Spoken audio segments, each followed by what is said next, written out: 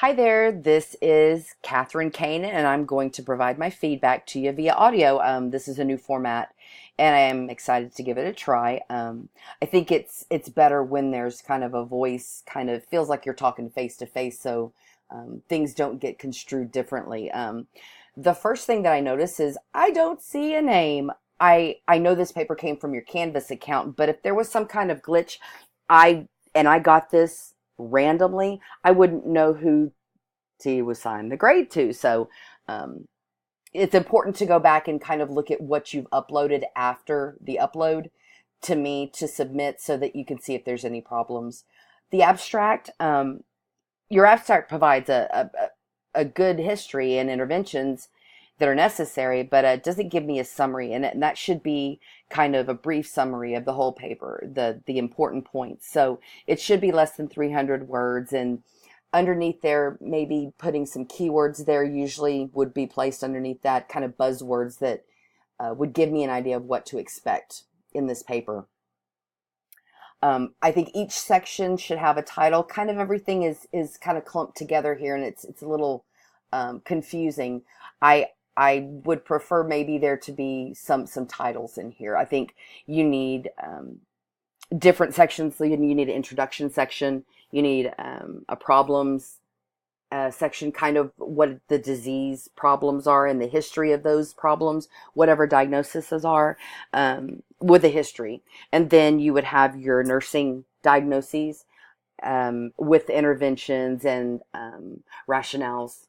And if you would, if it's easier for you to put those in a table format, I'm great with that. I think that having everything kind of a little more order is a lot easier for me to read. It's a lot easier for you to navigate your way through as you're creating the paper. I think with the section that is with the disease process as well as the history, you want to explore it further under whatever the prospective diagnosis is. In his case, he's got gout, he's got hypertension, he's obese, he's having a lot of issues with that. So kind of delving into that and kind of exploring more of that, giving a reason, giving objective findings, or even the subjective findings are definitely important. When did it start? How bad does it get? What helps? And giving a little bit of history about what that disease process is. I think going down to your care plan, I feel kind of as if I'm kind of, again, jumping all over the place. I don't know if this was formatted differently and then it was just not brought over correctly, but especially with the putting it in a table-like format, like I said, may be easier for you, and I'm okay with that, definitely. When you're dealing with the nursing diagnosis, this one in particular is risk for acute pain. I think the patient is already in pain. He is experiencing, at the time of assessment, is experiencing an acute gout break or attack. So he's definitely experiencing that. It doesn't necessarily mean for risk. You'd want to have the related to as a contributing factor. A lot of people like to put a medical diagnosis as as evidenced by.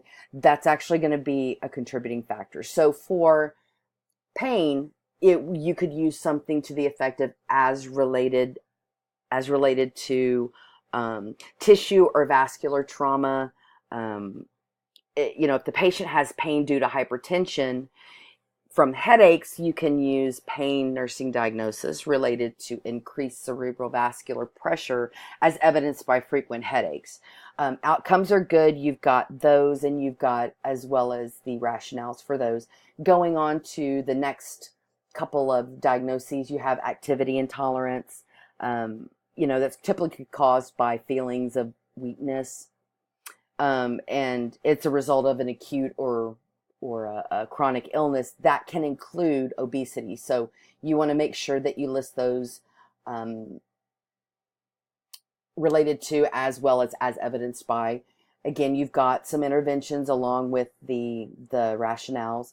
The at risk for imbalanced nutrition, again, I think that he is already there. I don't think an at-risk is necessary. I think he's definitely imbalanced nutrition more than body requirements.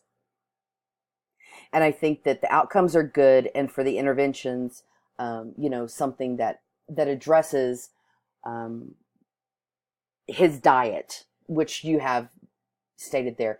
The deficient knowledge, it seems to me that he doesn't really want to, he doesn't really, he doesn't really want to be included in any of these of changing. I don't know what that's from. I don't know if it's just non-compliance, if there's denial that there's an issue, if there could be social problems here. And it's also good to include these psychological nursing diagnoses as well, because that's going to address any type of psychological processes going on with him. It may bring, some underlying depression, anxiety to the surface that the nurse can work on and give interventions for that, definitely.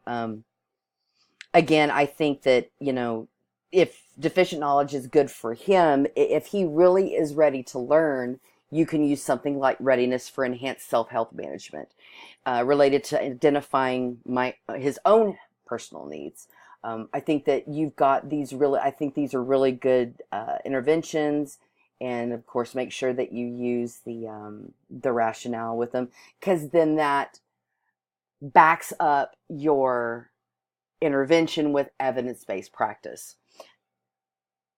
So looking at the rest of it, you want to put in the conclusion. You want to re-identify everything from the introduction, what's been happening to get him to this point, what's the problem, go in and dig a little bit deeper into those problems that he has, the medical diagnosis that he has, compare it with other things that are going on, to what is making it worse, what's making it better, then getting to those nursing diagnoses and getting, seeing what they're related to, and then getting to those interventions. Sometimes you have to tweak those interventions. Sometimes they don't work just as they're listed. What works for one person may not work for someone else. And, another thing that students have to realize is that it happens every day, all day, that sometimes people just don't want to change. And we support them in anything they do. We advocate for them no matter what their decision is. So what may work for, like I said earlier, someone may not work for somebody else. We support our patients. We advocate for them for whatever their decision is. That is their right. They have the autonomy to do such things. So if they're not ready for change, then all we can do is provide the information and the tools for them to succeed. You have a lot of information that you could go places with all day and all night, especially with the, what's going on with the patient. You just need to bring it in and reel it in and put it in a good format. I would be okay with putting the diagnoses and doing the nursing diagnosis part in table format. I think it makes everything a little bit clearer. It kind of shows a better picture, and it may help you when you're doing your research as well.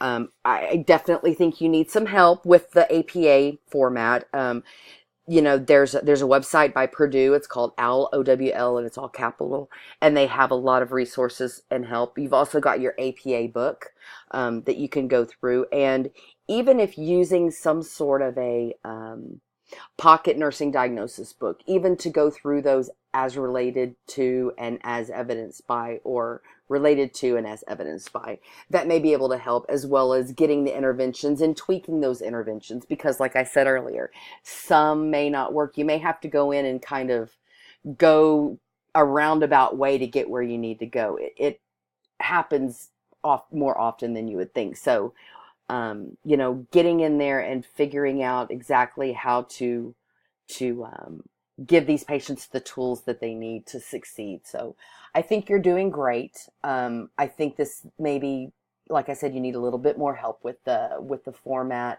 and kind of bringing it in. So I did want to give you a little bit of a kind of different way of looking at things. And I didn't mention this earlier, but I'm going to apply this paper randomly to Scooby-Doo. So Scooby-Doo has a formula.